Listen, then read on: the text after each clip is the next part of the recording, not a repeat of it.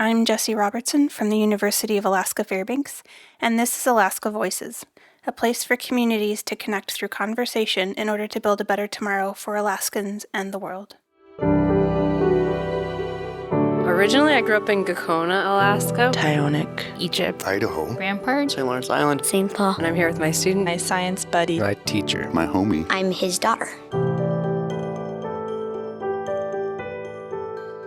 My name is Audrey Taylor. I'm 42, and my relationship to my partner, she's my colleague and my friend. My name is Shannon Donovan. My age is 43, and the relationship to my partner is colleague and friend. I am a untenured assistant professor of environmental studies at the University of Alaska Anchorage in the Department of Geography and Environmental Studies.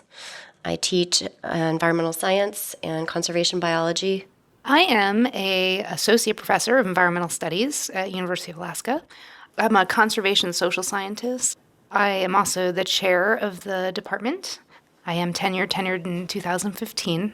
And a typical day generally involves one of us running into work late. Having dropped the kids off. With lots of bags. We always have lots of bags. Right. Bags of lunch. Bags of workout gear. Bags of books. Children's bags that you forgot to drop off with the children. A bag of computers. And then we get to work. And then we realize we forgot one of those bags at home. Right, the critical bag. Hopefully not the lunch bag. And then so we chat, then we get down to work. Then we get interrupted, inevitably, about 10 minutes later by something critical that has to be done right then, right that moment. And then we teach. And then we see students. And then we try to do research. And then we do a lot of admin and paperwork. Meetings, lots of meetings. There's lots of meetings. There's a fallacy, I think, that academics have their summer off and we all sit by the pool and we drink frosty drinks and we paint our toenails and generally do nothing for 3 months. You don't sit by your Alaskan pool? I don't sit by my wetland in the back of my yard that has 4 billion mosquitoes per square inch. So you say you're going to do something at the beginning of the year, actually, spring before the year starts, and then at the end you're supposed to say whether or not you did these things, and then this activity report at the end also lists the 5,000 other things that you had no idea were going to come up between when you had to decide what you were going to do and then when you had to report what you were going to do. The summer is the time where you're trying to get all those things that you promised to do during the year that you didn't get done. And so it ends up being pretty busy usually too. And then taking care of the kids, which are also not in school during that time. That's right. One of the reasons I went into academia is because I thought it would be a good balance between having a fairly intense career and having children, and that you have a lot of this flexibility and you have a lot of independence to schedule your own time and so on. But yes, it can be misleading in terms of being able to actually accomplish all the things you need to accomplish because you have your own internal deadlines, you have your own set of things you want to accomplish, and many of those are easy to push aside in favor of other things that get put on your plate. And it's hard to say no because you don't have specific deadlines for things that you absolutely have to get done.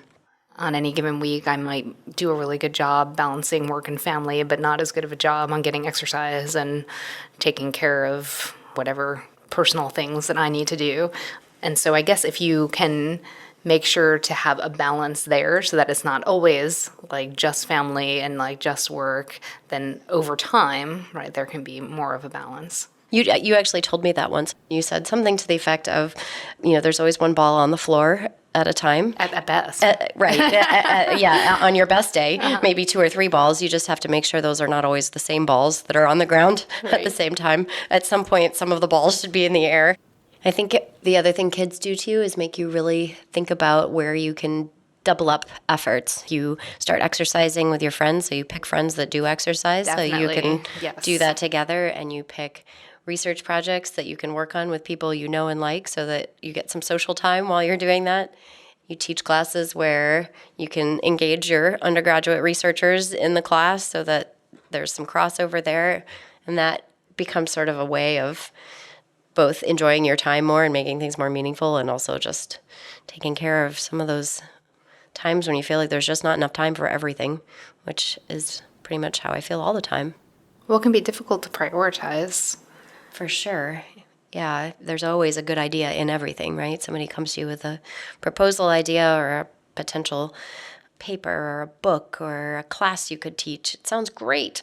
It's so exciting. Somebody wants me to do something. This is fantastic. But then you have to figure out where in the priority landscape it fits without losing sight of all of the other things that are currently on your plate and things you might want to do in the future.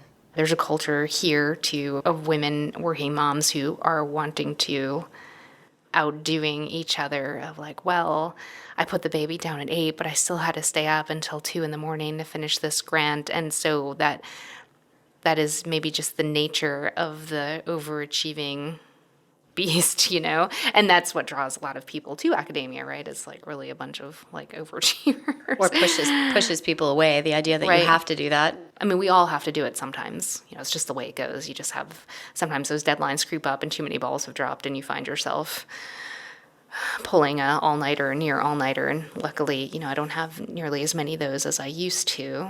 But I think there's quite a lot of people who are doing them either because they don't recognize that they have the opportunity for flexibility or the support to create their flexible schedule, or it's just innate in them to want to work the hardest, do the most. Be the best. Be the best. That's just part of the academic culture.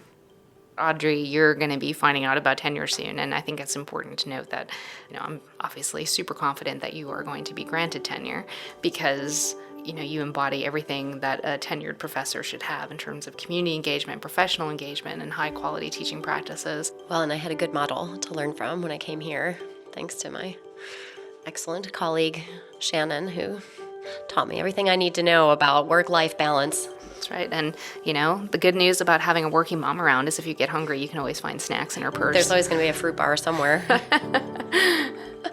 Well, thank you very much. I learned a lot today. Yeah, It was fun thank talking you. with you. I know, super fun. Alaska Voices builds bridges by creating a space where community members, friends, policymakers, and scientists can share stories and place-based knowledge. This project was developed in partnership with StoryCorps and was funded by the Alaska Climate Adaptation Science Center. Additional funding was provided by the University of Alaska Fairbanks Chancellor through a generous gift from the Bentley Family Trust. If you are interested in more conversations or information, please visit our website at alaskavoices.org.